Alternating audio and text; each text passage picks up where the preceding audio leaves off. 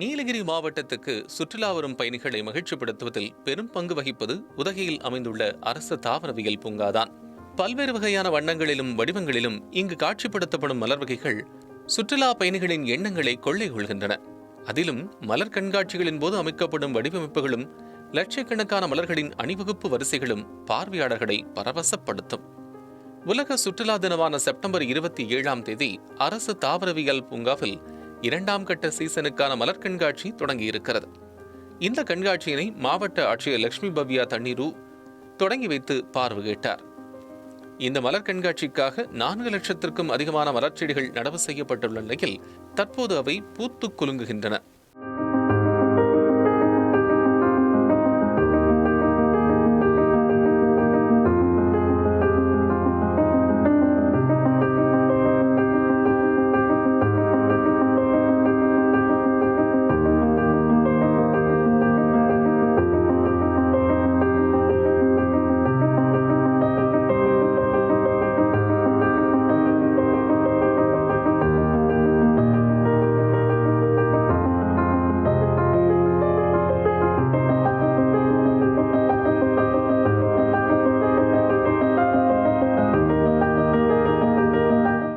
Dahlia, salvia, Inca marigold, French marigold, daisy, calendula, anthurium என்று 70க்கும் மேற்பட்ட வகைகளைச் சேர்ந்த மலர்கள் பூத்து குலுங்கி இயற்கையோடு கதை பேசிக் கொண்டிருக்கின்றன.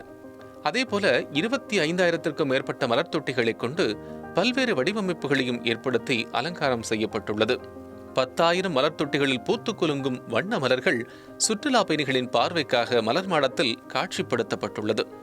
அதே போல 2,000 மலர் தொட்டிகளை கொண்டு புல்வெளி மைதானத்தில் வண்ணத்து பூச்சி, ஐ லவ் யூ ஊட்டி போன்று வடிவமைக்கப்பட்டுள்ளது.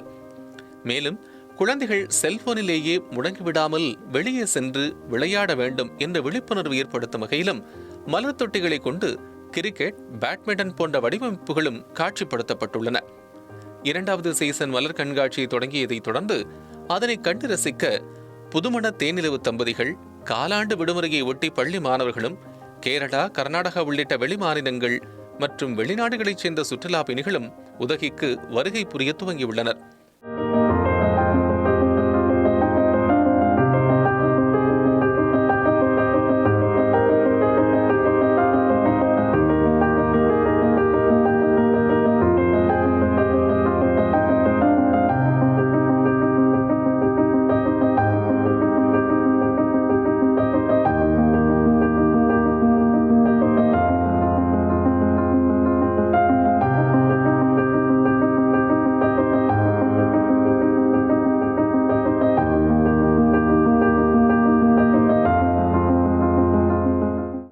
இக்கண்காட்சியானது அக்டோபர் மாதம் இறுதி வரை நடத்தப்படும் என பூங்கா நிர்வாகம் அறிவித்துள்ளது.